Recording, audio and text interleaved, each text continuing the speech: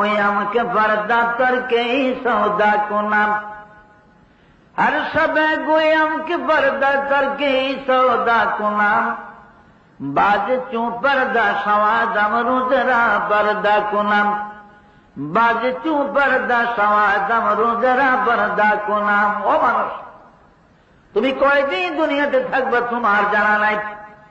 আজকে কর্ম আমল, কালকে কর্ম, 2 দিন পরে কর্ম, এই করতে করতে একদিন আজরাইল এসে যাবে। কাজে তোমার সময় থাকতে, হুশ থাকতে তুমি তোমার সামান তৈরি করো, কারণ আজ কুছ কর লো মুশাক্কত আমল কি ময়দান মে, আজ কুছ কর লো মুশাক্কত আমল কি ময়দান মে, वरना शर्मिंदा रहोगे रोज इम्तिहान में। এই দুনিয়াটা আমলের ময়দান, পরিশ্রমের জায়গা। কষ্ট করে করে তুমি দুনিয়া থেকে তোমার পরকালের সামান জোগাড় করো, কারণ वरना शर्मिंदा रहोगे रोज इम्तिहान में। নতুবা হাসরের কঠিন দিনে, কিয়ামতের বড় ময়দানে, আল্লাহর দরবারে, আল্লাহর প্রিয় হাবিবের দরবারে আমি আপনি সেদিন শর্মিন্দা হয়ে যাব। কাজী ভাইরা আমার, নামাজ পড়বেন সুন্দর করে। আমিয়া আল্লাহ হাবিব চাষের নামাজ পড়তেছেন। হাসান হুসেন দুনো ভাই খালি নানারে বিশ্রায়, নানার পাগল ছিল তো। আম্মা গো, নানা কই গো? বলে দেখি তো না, দেখ মসজিদও গেছেনি। কারণ ফাতেমা তো জানে বাবার খবর, বাবারে না পাওয়া গেলে কই গেলে পাওয়া যাইব। আল্লাহ নবীরে যদি পাওয়া না যায় তো কোথায় পাওয়া যাইব? মসজিদে পাওয়া যাইব। মুসলমান আর আমাদের দেশে মানুষ যদি পাওয়া না যায় তাইলে হইলে বেআইনের দেশে গিয়ে না, এটা রানী মহল্লা। কি কর, রানী মহলের দুয়ারও খাড়িয়া থাকি দেখা যাইব, বেআইনের লাগে নানান কিসিমের আলাপ আলাপ। মাসাল্লাহ। আহা, তো ভাইরা আমার, दोनों भाई दौड़ाया गए।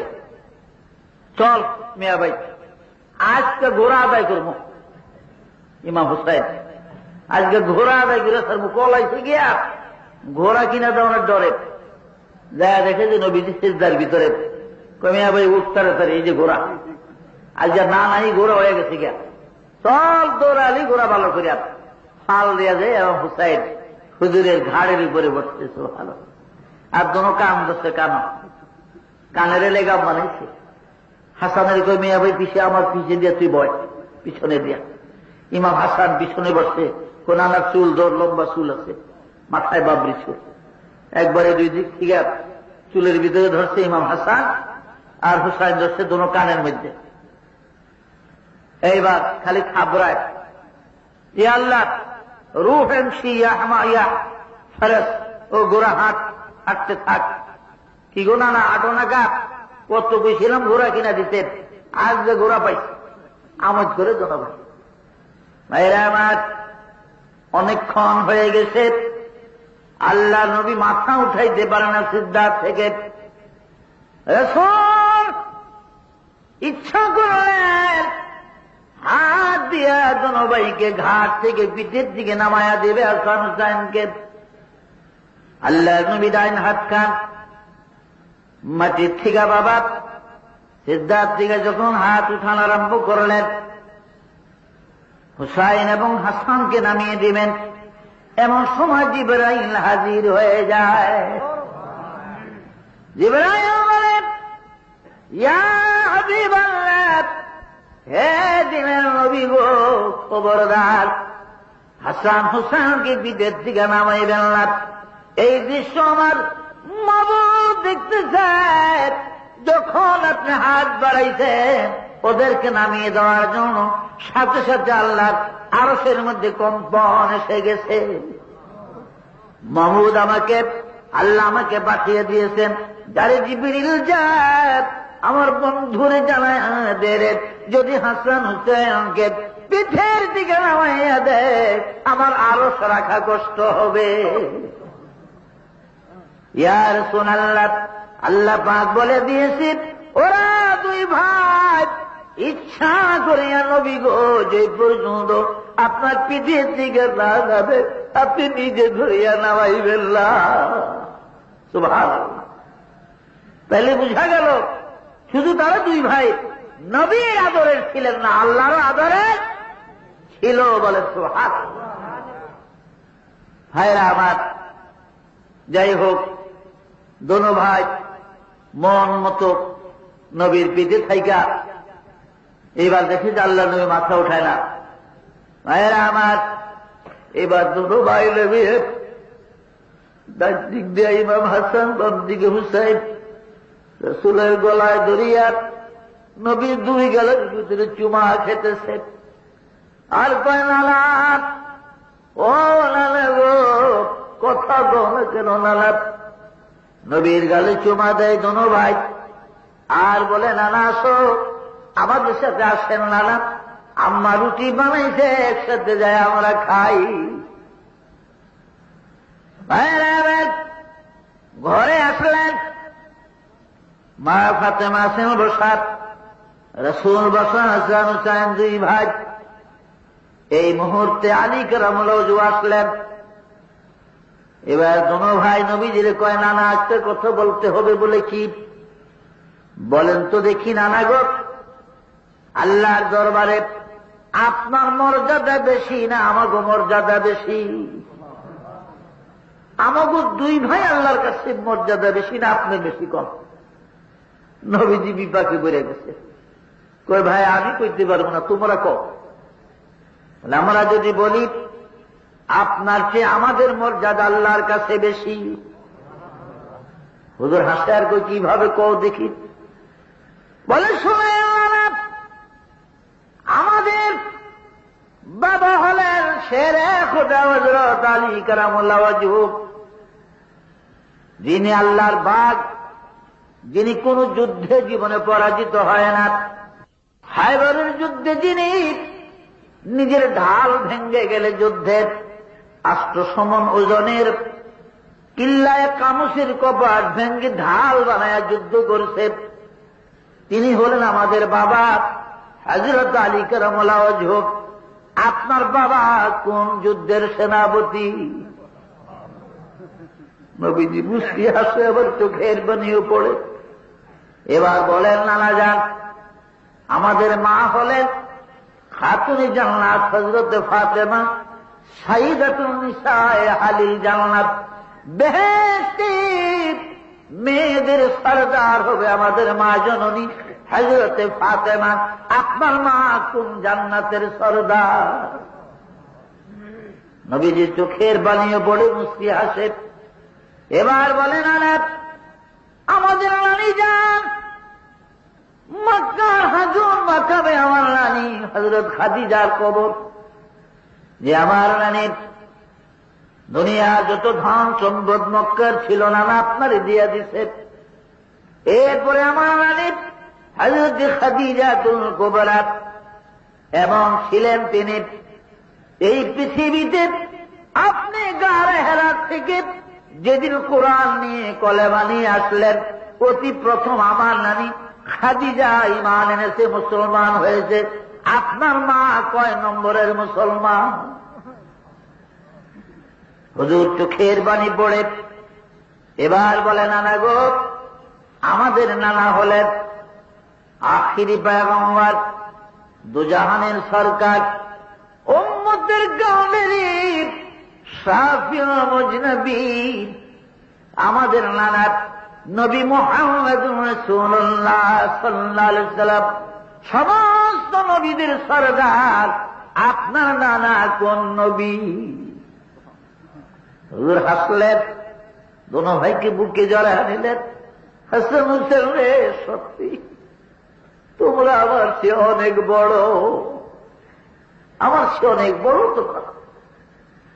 এবার আরেক প্রতিযোগিতা দুই ভাইয়ের। হুসাইন কয় নানা, ও নানা যান, বড় ভাই বলতেছে আমার চেয়ে বলে তার মর্যাদা বেশি, আমি বলি আমার মর্যাদা বেশি। আপনি একটু বিচার করিয়া দেন নানা, মিয়া ভাইয়ের মর্যাদা আল্লাহর কাছে বেশি না আমি হুসাইনের মর্যাদা বেশি। এটা ঠিক করে দেন, বাও করে দেন। আল্লাহর কাছে কি আমার সম্মান বেশি না আমার বড় ভাই হাসানের সম্মান বেশি? হুজুর বলে গেছে বিভাগীরা কেববে কইয়া বলে একটা কাজ করো তো, তোমরা দুরু ভাইয়ের কলেমা বইরা শোনাও আমারে, যার কলেমা বেশি সুন্দর হইব সে বড় হবে আল্লাহর কাছে। বলে ঠিক আছে। প্রথম ইমাম হাসান রাদিয়াল্লাহু আনহু কলেমা পড়লেন, ছোট ভাই হুসাইন কলেমা পড়লেন। আল্লাহ নবী বলেন কসম আল্লাহ, আমি ফরক করতে পারি নাই, আমি বাঁচতে পারি নাই, নম্বর দিতে পারি না যে কার পড়া সুন্দর, কার বেশি কার কম।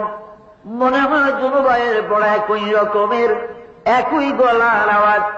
আড়াল থেকে বসে বসে শুনলে হাসান পড়লে যেন হাসানের গলা, হুসাইন পড়লেও যেন হাসানের গলা, একই আওয়াজ।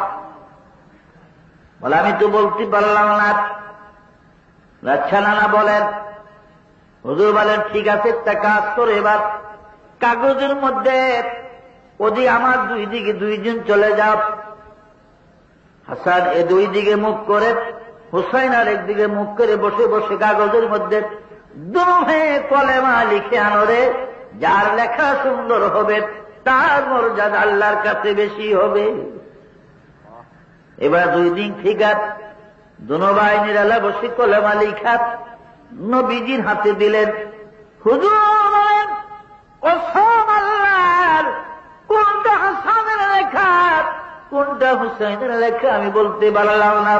মনে হয় দুটাই যেন হুসাইনের লেখা, দুটাই যেন ইমাম হাসানের লেখা।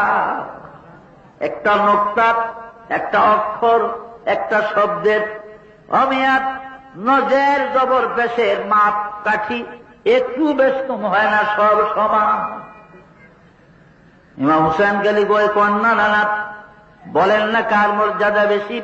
কলেমা তো লেখা শুনেলাম দোনো ভাইয়ের। আল্লাহ নবী বলেন এইবার তোমরা দুজন সমানে সমানে দাঁড়াও, যে একটু লম্বায় বেশি হবে তার মর্যাদা আল্লাহর কাছে বেশি হবে।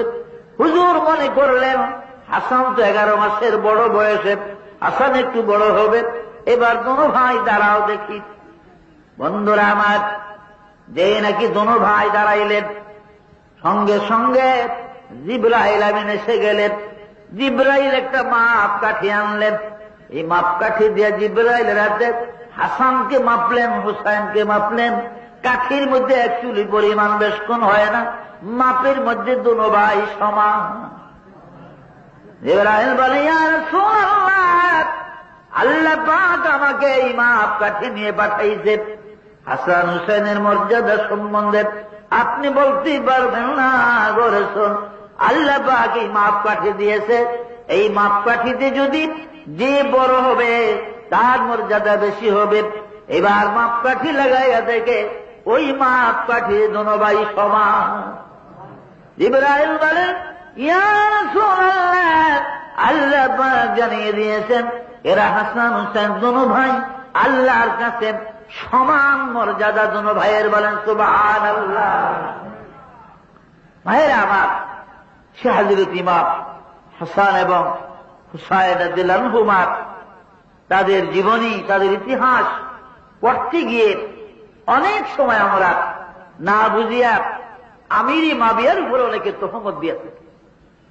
কিন্তু হুজুর সাল্লাল্লাহু আলাইহি ওয়াসাল্লাম বলেছেন খবরদার না, তোমরা কারবালার কাহিনী আলোচনা করতে যাইয়া এজিদ সংক্রান্ত ব্যাপারে খবরদার।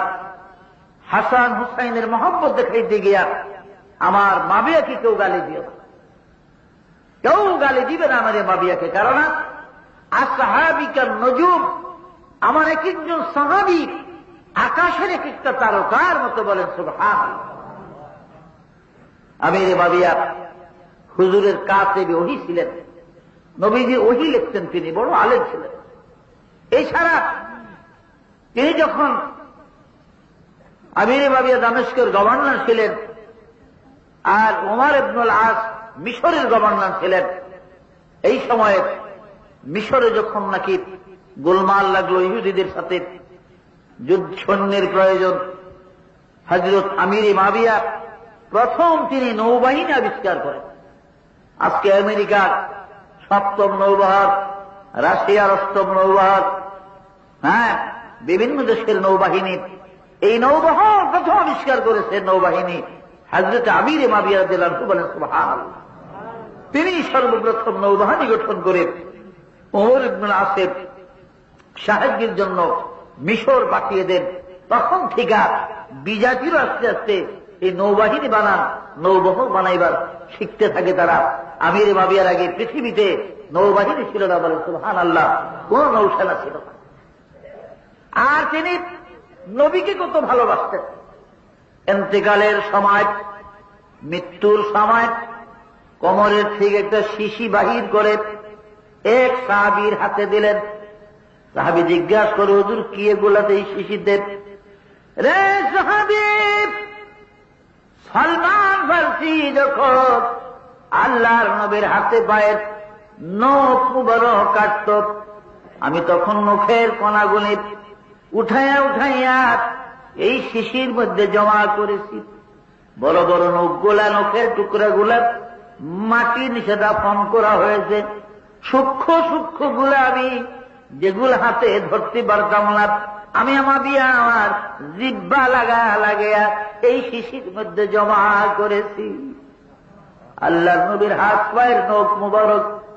রে সাহাবী, কবর ভীষণ জায়গা রে কবর। কারো দুঃখের জায়গা হবে, কারো শান্তির জায়গা হবে। কারো মুসলিম শরীফের হাদিস, আল্লাহর নবী বলেন, আল কবরু রাউদাতুন মিন রিয়াদিল জান্নাত আও হুফরাতুন মিন হুফারিল নার। কবর এমন একটা জায়গা রে, কারো কারো কবর জান্নাতের বাগান হবে। বলেন আলহামদুলিল্লাহ। আবার কারো কারো জন্য কবর হবে জাহান্নামের একটা গর্ত। বলেন নাউযুবিল্লাহ। আমি জানি না আমি মাবিয়ার কবর কেমন হয়, শান্তির হয় না অশান্তির হয়। রে সাহাবী, খোদা না খাস্তা যদি বিপদে পড়ে যায় কবরে, তাহলে উসিলা আমার কি হবে? আমার ক্লাস কবরে রাখিয়া নবীজির হাত পায়ের নখ মুবারক গোলাপ সুন্দর করে পিষিয়া গুঁড়া করে সুরমার মতো আমি মাবিয়ার দুনো চোখের মধ্যে লাগাইয়া দিও রে। হতে পারে আল্লাহর হাবিবের এই নখ মুবারক আমার চোখে সুরমার মতো থাকলে আল্লাহ পাক আমার কবর শান্তির বাগান করে দিবে। কত মহব্বত ছিলেন রাসূলের জন্য, নবীর জন্য। বলেন সুবহানাল্লাহ। তো দুরূদ শরীফ পড়েন, আল্লাহুম্মা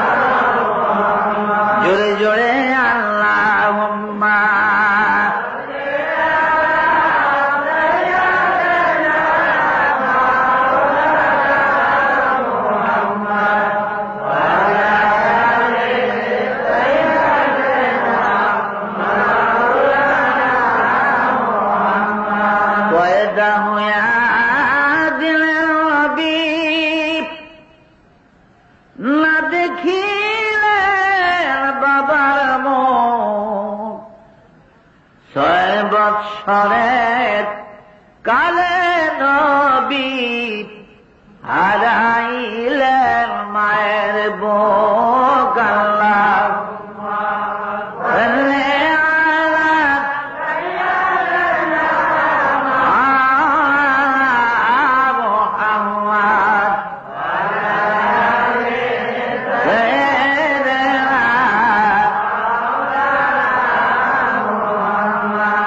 গাছে ছিল নবীজিকে, মাসে ছিল নবীজি,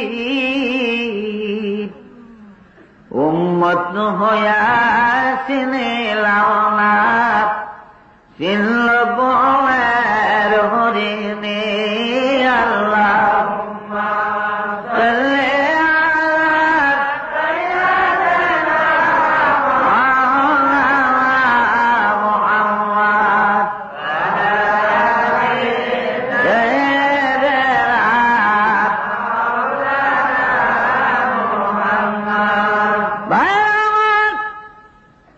কবরকে ভয় করেন, মৌতকে ভয় করেন, কারণ मौत को तुम दूर न समझो, अरे मौत है हर दम करीब। मौत को तुम दूर न समझो, मौत है हर दम करीब। तुमको मोहलत ना दी जाए लब हिलाने के लिए, तुमको मोहलत ना दी जाए लब हिलाने के लिए। मौतকে দূরে মনে করিও না, মৌত আপনার আমার অতি নিকটে। আজরাইল যেদিন এসে যাবে ঠোঁট লাড়বার মতন সময় দিবে না। সময় দিবে না বাবা, বিশ্বাস করেননি আসলে আমার কথা? হ্যাঁ, বিশ্বাস করলে জুমার সময় যা মুসল্লি হয় আসরের সময় চুগন হয় না, কি কর? ফজরের সময় আরো কই না যায়। বিশ্বাস তো করেন নামাজে মুসল্লি যায় না, কারণটা কি? কি বিশ্বাস বাবা? এক হুজুরে ওয়াজ করে তো ওয়াজ করে ফুলসেরাতের রাস্তা 30,000 বৎসরের চুলের তনু চিকুন, হীরার তনু ধার, অমাবস্যার চেয়ে অন্ধকার, গুনাহগারেরা কেমন হইবেন পার। এক বুড়ি ফাঁসের থেকে কয় যে হুজুর এত ডর দেখেন না, এত ডর দেখেন না। একেবারে 30,000 বৎসরের পর চুলের তনু চিকুন, তলোয়ারের তনু ধার বেশি, অমাবস্যা তো আবার অন্ধকার, অমাবস্যার চেয়ে বেশি।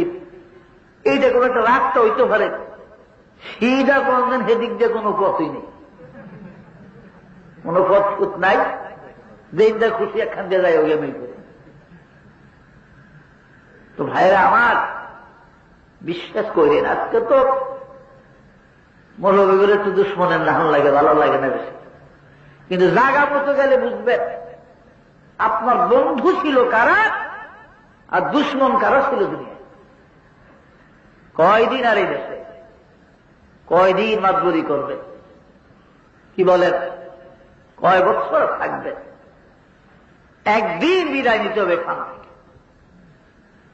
আমার আল্লাহ বলেন বিসমিল্লাহির রহমানির রহিম, আইনামা তাকুনু ইউদরিকুমুল মাউত ওয়ালাউ কুনতুম ফি বুরুজিন মুশাইয়াদা। আল্লাহ বলে বান্দা, মৃত্যুর ভয়ে, মৌতের ডরে তুমি দুনিয়ার যেখানেই থাকো না কেন, যথাই যাও না কেন, স্বামীর বাদশা আব্রাহার মতো যদি লোহার মজবুত সিন্দুক বানাইয়া তার মধ্যে তুমি লুকাইয়া থাকো, আমার আজরাইল তোমারে ওই সিন্দুক থেকে ধরে নিবে রে, এই দুনিয়ার জমিনে থাকতে দিবে না। থাকতে পারবে কোথাও লুকাইয়া? কোথাও লুকাইবার জায়গা নাই। এমন আসেনি দুনিয়ার। আজরাইল আলাইহিস সালাম ভুলে একটা মানুষের জান কবজ করতে পারে না, হরুবাই বেই বাই জায়গা জায়গায় ফলে ফলে রয়েছে, এখন বয়স 200 বছর। আসেনি এরকম কেউ?